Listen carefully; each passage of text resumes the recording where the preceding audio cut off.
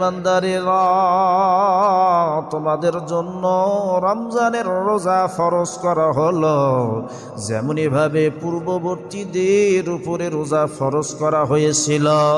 আমাদের নবীর পূর্বে, আমাদের নবীর উম্মতের পূর্বের উম্মতেরা, নবীরাও রোজা রেখেছেন। হযরতে আদম আলাইহিস সালাম 30 থেকে 40টা রোজা রেখেছেন। হযরতে নূহ নবী রসুলদের মধ্যে প্রথম রসুল ছিলেন, তিনি রোজা রেখেছেন, একদিন পর একদিন রোজা রেখেছেন। হযরতে ইদ্রিস আলাইহিস সালাম রোজা রেখেছেন। হযরতে দাউদ নবীও একদিন পর একদিন রোজা রেখেছেন। হযরতে সুলাইমান আলাইহিস সালাম 40 আরবি চন্দ্র মাসের 10, 11, 12, 13 তারিখ 3 দিন রোজা রেখেছেন। তাহলে এই কথার দ্বারা বোঝা গেল আমাদের নবীর পূর্বের নবীরাও রোজা রেখেছেন।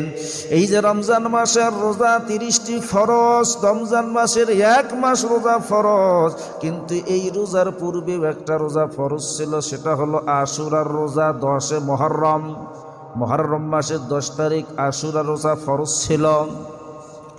আল্লাহর পয়গম্বর হযরতে মুসা নবীর শত্রুর নাম কি ছিল? ফেরাউন মুসা নবীকে যখন আঘাত করার জন্য ধাওয়া করলো, মুসা আলাইহিস সালাম সামনে অগ্রসর হলেন। বিশাল নীল নদ, লোহিত সাগর এসে গেল। এমন সময় মুসা আলাইহিস সালাম আল্লাহকে ডেকে বলেন, আল্লাহ এখন আমি কি করব?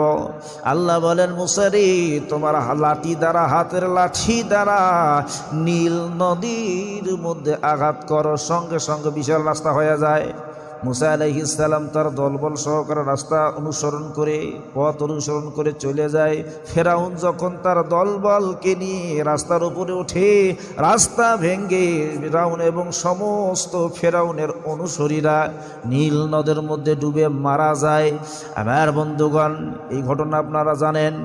মুসা আলাইহিস সালাম এরই শুকরিয়া স্বরূপ দিনটি ছিল 10 মুহররম, আশুরার দিন।